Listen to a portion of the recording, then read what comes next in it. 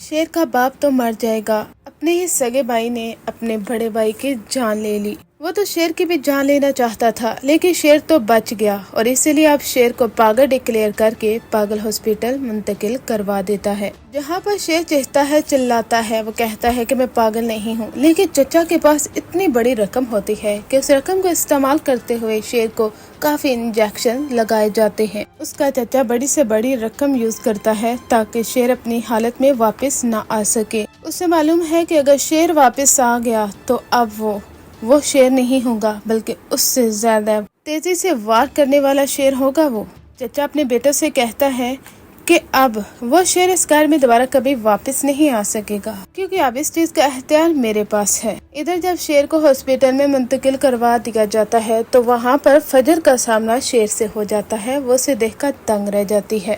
فجر کافی زیادہ حیران ہوتی ہے کہ شیر اس حالت میں کیسے پہنچا ہے۔ اب اسے معلوم ہو جاتا ہے کہ اس کے گھر والے اس کے اپنے ہی دشمن نکلے ہیں۔ شیر ایسا بالکل بھی نہیں تھا، اس کے گھر والوں نے ہی اسے پاگل ڈکلیئر کروایا ہے۔ فجر اسے اچھے طریقے سے جانتی ہے کہ شیر وہ تو بالکل اچھی حالت میں تھا، آخر ایسا کیا ہو گیا ہے۔ اسے معلوم ہوتا ہے کہ اس کے بابا کی ڈیتھ ہو گئی ہے۔ اب اس طرح آئے روز فجر کا سامنا شیر سے ہوتا رہتا ہے۔ کئی بار شیر اسے پہچاننے کی کوشش کرتا ہے، اسے یاد آتا ہے کہ یہ لڑکی وہی ہے، اور کئی بار وہ اسے گلے سے پکڑ لیتا ہے۔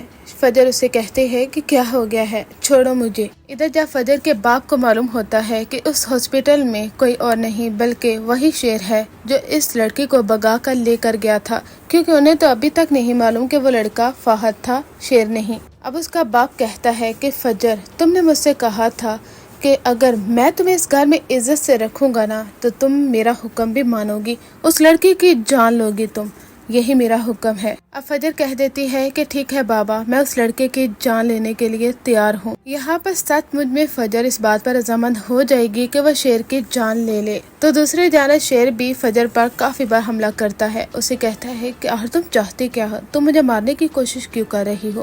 وہاں پر فجر کو احساس ہوگا کہ کیا اس شخص نے میری عزت کو بچانے کے لیے اپنی پوری کوشش نہیں کی تھی؟ اس نے تو مجھے عین شادی پر پہنچا بھی دیا تھا تاکہ میں اس بدنامی سے بچ سکوں۔ سب لوگوں کے سامنے عزت سے اس نے میرا ہاتھ تھاما تھا، پھر میں اپنے باپ کے کہنے پر اس کی جان کیسے لے سکتی ہوں؟ وہاں پر وہ شیر سے کہتی ہے کہ میں تمہاری جان نہیں لے رہی، بلکہ میں تمہیں پروٹیکٹ کر رہی ہوں۔